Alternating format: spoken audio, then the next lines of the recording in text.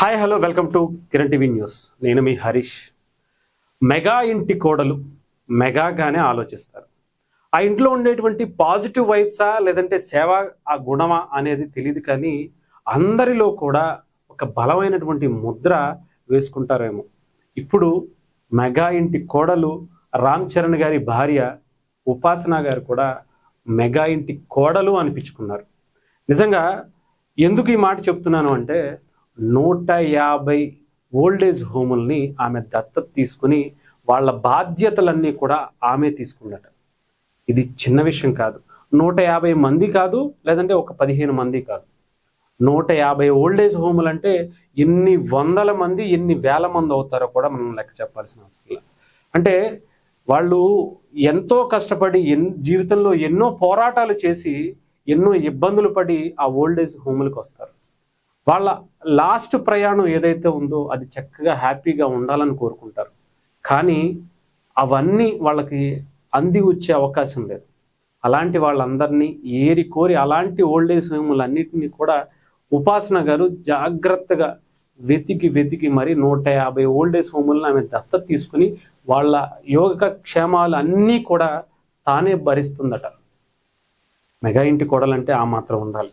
ఎందుకంటే మెగాస్టార్ గారు అంటే ఎప్పుడు ఏ విపత్తు వచ్చినా ఎవరికి ఏ సహాయం కావాలన్నా ఆ కుటుంబంలో మొట్టమొదటి బయటకు వచ్చేది చిరంజీవి గారి చిరంజీవి గారి చెయ్యి, పవన్ కళ్యాణ్ గారి చెయ్యి, రామ్ చరణ్ గారి చెయ్యి.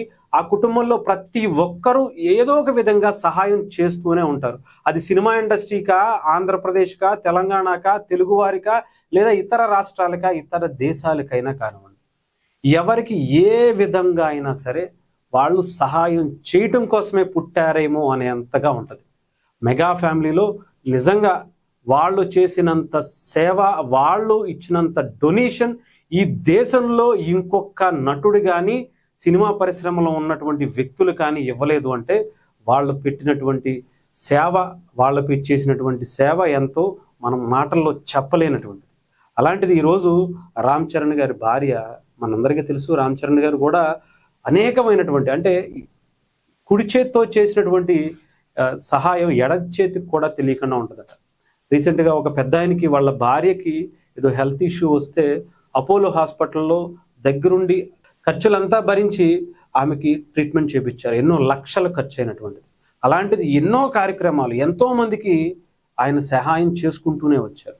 అటు బ్లడ్ బ్యాంక్, ఐ బ్యాంక్ ద్వారా చిరంజీవి గారు మొదలుపెట్టినటువంటి, అంతకు ముందు నుంచే మొదలుపెట్టినటువంటి సేవా కార్యక్రమాలన్నీ కూడా ఇంకా కంటిన్యూ అవుతున్నాయి. అంటే చిరంజీవి గారిలో ఉన్నటువంటి ఆలోచన, సహాయం చేయాలనే ఒక గుణం.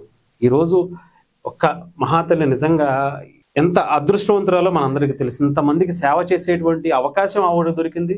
ఆవిడ లాంటి వ్యక్తి మన తెలుగు రాష్ట్రాల్లో పుట్టడం కూడా మనం ఎంత అదృష్టవంతులమో మనకు కూడా అర్థమవుతుంది. అంటే నిజంగా ఇంతమందిని ఎన్నో కష్టాలు పడి ఉంటారు, ఎన్నో ఇబ్బందులు పడి ఉంటారు. అలాంటి వాళ్ళందరికీ కూడా ఒక తల్లిలా, ఒక కూతురులా, వాళ్ళ ఇంటి బిడ్డలా వాళ్ళందరినీ ఈరోజు సాకుతుంది. అంటే ఆ మహాతల్లి ఎంత గొప్ప ఆలోచన చూడండి.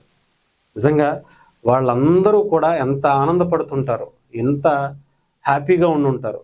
వాళ్ళ ఆశీస్సులన్నీ కూడా ఈరోజు మన ఉపాసన గారికి ఉంటాయి, క్లింకారాకు ఉంటాయి, మెగా కుటుంబానికి ఉంటాయని మనం ఆశిద్దాం.